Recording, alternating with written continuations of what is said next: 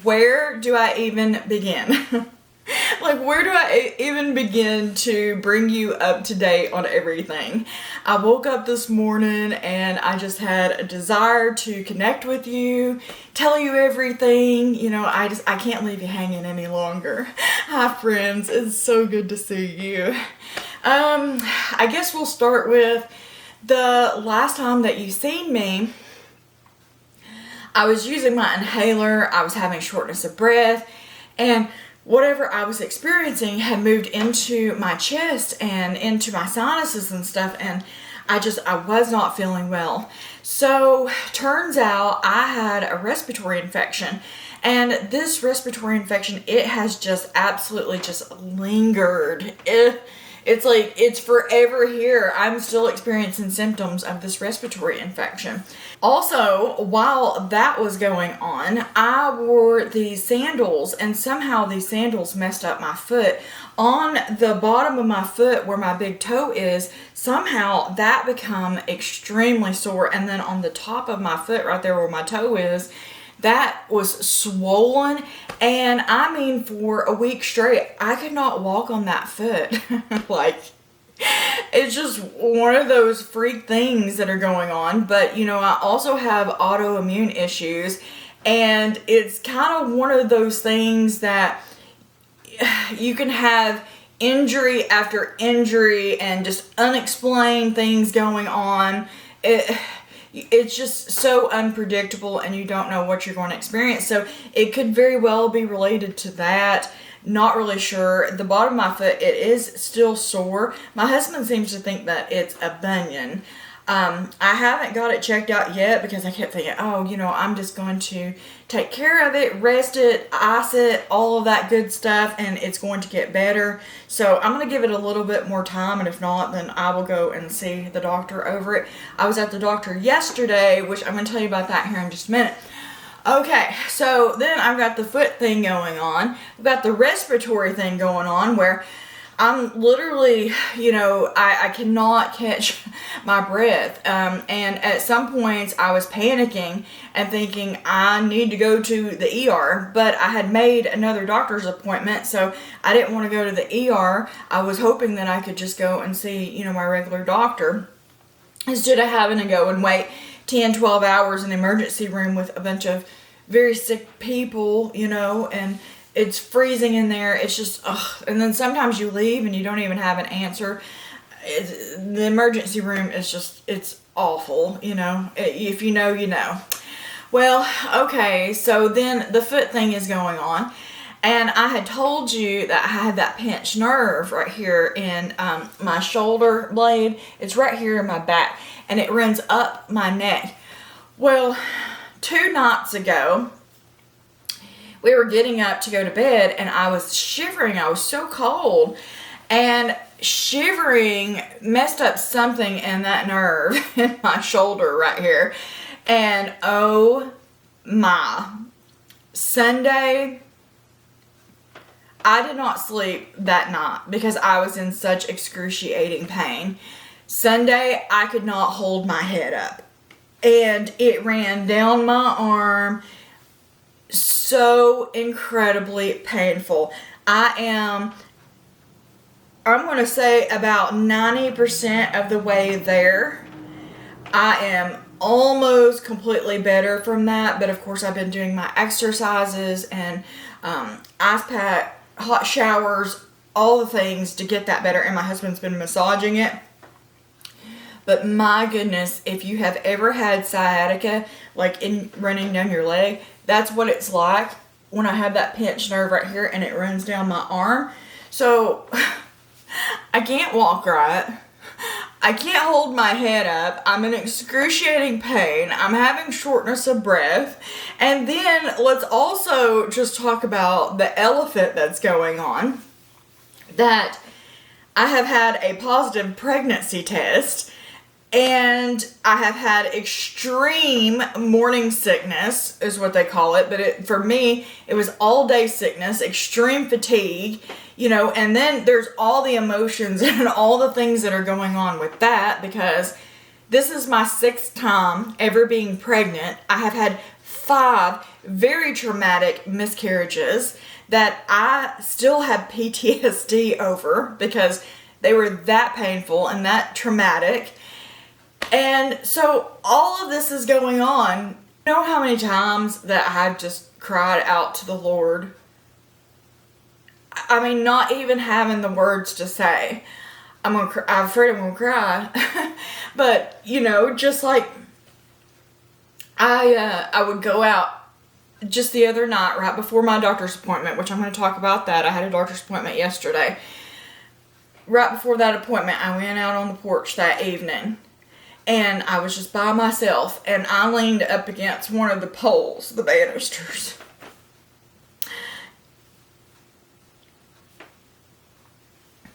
And I just imagined that that was God's chest. And I put my head on that banister. And I just cried. I really didn't have any words. You know, I had some thoughts rolling in my head and stuff. But you know how many times that, I mean, you just don't have to always have the words. Like, God just knows our heart. And the Holy Spirit is able to intercede for us to God. You know, and he knows what's going on, but I just pretended that that was his chest. And I just laid my head right there on his chest. And I just cried. And it's just one of those things that he just gives us the peace that surpasses all understanding. It doesn't make sense because nothing in your situation has actually changed, you know, but it's just knowing that God is who he is and who he says he is and just what he's capable of and his love for us. And it just brings you the peace that surpasses all understanding. So I stood there, cried for a while with my head on his chest. Anyways, so yesterday I went to the doctor. Oh, where do I even begin with this, you guys? Okay, so David, my husband, I really hope this isn't your first video that you're ever watching from me. But anyways, David is my husband, and he was going with me to this first OBGYN appointment. I never shared with you actually how far along that I was, but I was going to be 10 weeks and around 3 or 4 days pregnant by the time that I went to see the OBGYN for the first time. And I had told you that this was the latest that I have ever been going to the doctor, because usually when I get that positive pregnancy test, I'm at the doctor at 6 weeks. You know, I didn't go in super early this time. I had just decided that there's nothing that anybody could do for me. Either me and baby make it or we don't. And that was the first available appointment anyway, which was a month out. So I was like, that's fine. That's fine. And I kept telling you that I felt like something was different this time. I can't explain it. I just thought something was different this time. And I was experiencing all of these symptoms, so I was thinking, hey, maybe this is just a really good sign of that it may actually work out this time, you know? So I had to be there at 12:45, so David went in and he worked for a while that morning, and then he got off from work and came home, and then he got a shower and we headed out. We got there on time, got a good parking spot in the parking garage, and we went in, and the first thing that I was scheduled to do was the ultrasound, and then after that I was going to be seeing the doctor, which I absolutely love my doctor, by the way. I love her so much. I have seen her several times before, and out of all of the OBs, she has been extremely kind to me, understanding. She's just a genuine person, and I could not appreciate her any more than I do. She has delivered some bad news to me before, you know? And anyways, so we go in for the ultrasound. I don't know what to expect, you know? Since David is with me, and I had that, you know, meeting with Jesus the night before, I wasn't super nervous. I think I was just numb and I was just prepared for anything. I knew whatever that was going to be said was going to be dramatic. Either way, you know what I'm saying? No, either way, I'm going to be getting some dramatic news. I know I'm getting off track, but I have to tell you, there was this woman that was waiting to go. Oh, I don't know if I should be laughing. I don't know, but maybe she is closer to 60. I'm not really sure, you know, she's got a bunch of sores on her and she's picking them and stuff. And she asked David to tie her shoe, which of course David was more than glad to go over and tie her shoe. I'm not really sure what was going on here, but she showed me a picture on her phone that at 53, she told me she was 53, that at 53 years old that she was having triplets, but it wasn't an ultrasound picture. It was just a picture off the internet that she had Googled real quick and showed it. I don't know, but that, you know what, she was so sweet. I don't know what was going on with that poor lady, but we talked to her out in the waiting room, and you know, anyways, that was interesting. So anyways, I'm avoiding telling you what's going on. So we go into the ultrasound room. This is the same girl for the last 5 years that has done all my ultrasounds. She's wonderful. And every time that I get nervous, I just start talking like crazy. You know, that's just my nervous tick as I start getting anxiety and I start talking. So she's like, okay, if you just want to lay down, you know, and we are just going to see what's going on. And I'm like, well, you know, what are you talking about? She said, we're going to do it over the stomach. And I'm like, well, I've never had an ultrasound over the stomach before. You know, it's always been transvaginal. And she's like, you're far enough along that we may not be able to see everything, but we should be able to see a good portion of it. We're going to try it over the stomach first, abdominal ultrasound. And I was like, okay, wow. And David is sitting right here, and we've got a big screen here. We didn't take any video footage of this, by the way, and we probably should have.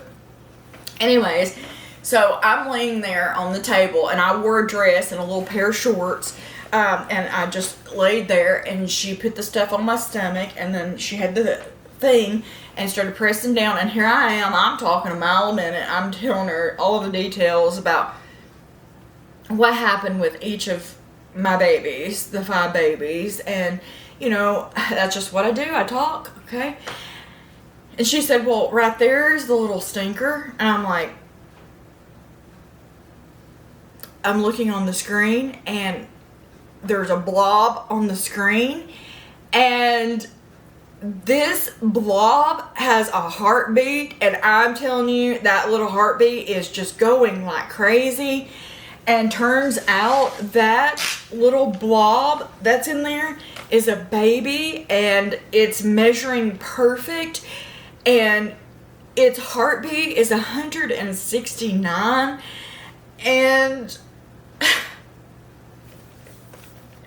it's actually really happening. Look, I've got the pictures here.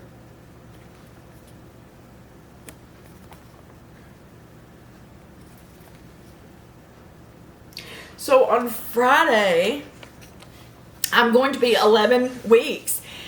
And so David said that in that moment when he was looking at that screen and he seen that flickering heartbeat, he realized that that was his, that was ours, and that was real. And I can't believe how excited that he is over everything. And you know, I don't know, I just, for me, I am excited, but it's just something that I also have to process because I do have PTSD, you know, from what has happened before, and this is just, it's just very surreal. I'm not used to getting this kind of news or this happening, you know. And we had such a good visit with my OB, and we got to ask questions and all kinds of things, and she just went above and beyond, and she was so good to me. And I am 35 years old.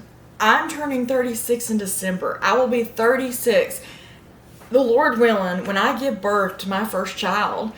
And then David he's 41.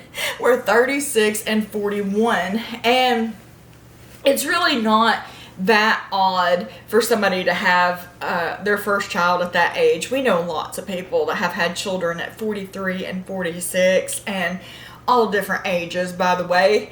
And besides that, guess what? We have no control over it. It's just totally been God. So what do I have to do? I just have to trust in Him, because obviously I see the status of what's going on in the world.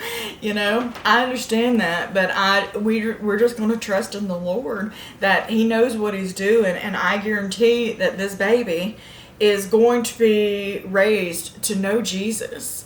And I know that I am far from perfect, but I will do whatever to live that life, to set an example of what it means to serve and love the Lord, and that's just a promise from both of us that that's what's going to happen. So my very next appointment is going to be in a week and a half, which is crazy because we are almost to the end of the first trimester, you guys. We're almost to the end of the first trimester, but my next appointment is I'm going to be tested for gestational diabetes. No, that's not true, because you do that in the second trimester. But this is for diabetes. I don't know. Some new studies that come out, I'm going to be tested twice for gestational diabetes. And they're also going to check me for, I think it's high blood pressure. What's the other thing? Oh, they're going to be doing some genetic testing, and they're also going to be testing for the gender. And, I thought that I didn't want to do that testing just based off of a girl that I know here locally. They told her that her son was going to have trisectomy. I'm so sorry. I'm probably butchering this because I'm not very educated on it. Something other 13, and they, of course they stressed about that during the pregnancy and stuff, and he came out and he was just fine. But that could also be the power of prayer too, because, they had a lot of people praying for them and stuff. So I'm not really sure about that, but the way that she explained it to me and David is that they do recommend that, because if there's an issue that goes on, they're going to be better educated and more equipped to be able to handle the situation. And, after she went into detail about it and explained that to us, we said, yes, I'm going to do the test. And she said, all it is it's just blood work. It's 3 tubes, and, it's going to be just fine. So I did decide to go ahead and to go forward with that. And then as far as like the gender, David thinks that it's going to be a girl. He's always believed that he would have a girl. My mom, she thinks that it's going to be a girl, because in October we lost my grandmother and we lost my mother-in-law, and she just said that that's how God replenishes the earth, and so He's going to send a girl. And I haven't asked anybody else, my dad or brother or father-in-law or anything like that, what they think it's going to be. But either way, they all say the same thing. Just a healthy baby would be fantastic. It doesn't matter. But for me, I believe it's going to be a boy. I have always believed that I would have a boy. Because you think about it, David he's an only child, so I believe it's going to be a boy because he would be carrying on the Moore name. I just feel like I think it would be a boy. And besides that, David I think he's a unique man in the fact that he's still very manly, and he doesn't have social media, and his way of thinking and doing things and his experience, like being in the military, and his knowledge of canning, gardening, farming, all of the things that all the old ways, all the ways that, people knew how to survive in the old days. He's very knowledgeable about that. So I feel like it's going to be a boy, that he would be able to share this knowledge with, and for the future, hey, if we're even going to be here, because we all know what's going on in the world. And also, while I'm thinking of it this morning, I've already been emotional. I've been thinking about Florida and Georgia and South Carolina, and then there's been tornadoes. 4 of them touched down in New York, and it's caused some damage, and it's killed people. And then Texas, what happened a few weeks ago with them. I've just been thinking about, just all the devastation, all the things that people are going through. It's a lot right now. But anyways, this is just like, it's really shocking.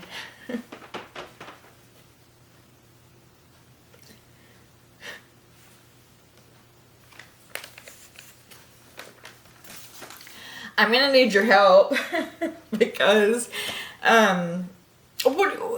with things to buy. Of course, I will buy the best of the best, whatever it is. But just like with things to buy and all this other stuff, we're gonna be taking some classes, some parenting classes. We're gonna sign up for those, and we're gonna read some books, and just with the help of the Lord, Anyways, at the OB, everybody was so excited for us. Apparently, this was the most exciting news that they had for the day, because everybody else that had found out that they were pregnant that day, they were like, darn. Like, they really didn't want to be pregnant. They really do not want a child. So I guess it had been a rough day in that regard. So it was just kind of refreshing, I think, for David and I to come in, and then this to be happening, after 5-6 times a charm, I guess. It's just all kind of scary but overwhelming and exciting, and just all of the above, just all of the above. And it's just one of those things, like, if you haven't experienced loss, you couldn't understand exactly, how I feel and everything that's going on. But anyways, we're going to trust in the Lord. That's all I know. We're going to trust in the Lord. But I'm going to try to make some videos. I just got to, get this crick in my neck 100% better and be able to walk on my foot so I don't look so crazy in a video. But right now, green beans is our life. We did, 21 jars this week, canning, and then this weekend it's going to be time to pick beans again. So my kitchen in here, I've got jars and stuff. I mean, it's just strung out everywhere. But there's so much. I don't know. There's just so much. But anyways, thank you for being here. I hope this video makes sense and I'm not just completely rambling, because pregnancy brain, it is a real thing, It is a real thing. But this is the best that I have felt in quite some time. Oh, I meant to tell you that yesterday we did stress about my shortness of breath, because I am still having quite a bit of shortness of breath, which is concerning. So right after my OB appointment, she got me in right away to have a chest x-ray. Well, I read the results on the portal, and my chest x-ray come back really good. So she said that if my chest x-ray come back good, then we are going to chalk this up to pregnancy hormones that is making me so short of breath. And so a lot of people will experience shortness of breath in their 3rd trimester, or going upstairs or whatever. But there was someone who commented and said that she had shortness of breath in her 1st trimester, and it lasted the entire 9 months. And I'm so sorry. I know we talked back and forth, and I replied to you. I don't remember exactly who that was. I'll have to go back and look. But your comment resonated with me, because I was kind of thinking maybe that's what's going on. But then I did have the respiratory infection as well. So anyways, there's a good chance that this shortness of breath is going to last the entire pregnancy. But there's also a chance that my body will get used to those hormones that are going on. They'll calm down a little bit, and maybe I will be able to breathe better as well. I'm telling you, sometimes it's scary. It's like as the day goes on, my breathing gets worse, and I'm gasping for air. And I've never had any kind of breathing issues or anything like that. Anyways, that's my update. That's what's going on. Really shocking. Really shocking. All I can say is thank you for all of your prayers. Yeah, there's been so many people praying for me. On YouTube, my YouTube friends, but also, at church, our friends, family. It's just, it's been a wild ride, but like I said, we're going to trust in the Lord, and hopefully I'll be back with some videos whenever I can. But I love you. Thank you for being here. Hope you're doing well. You keep fighting that good fight of faith, and the Lord will, and I will see you in the next one.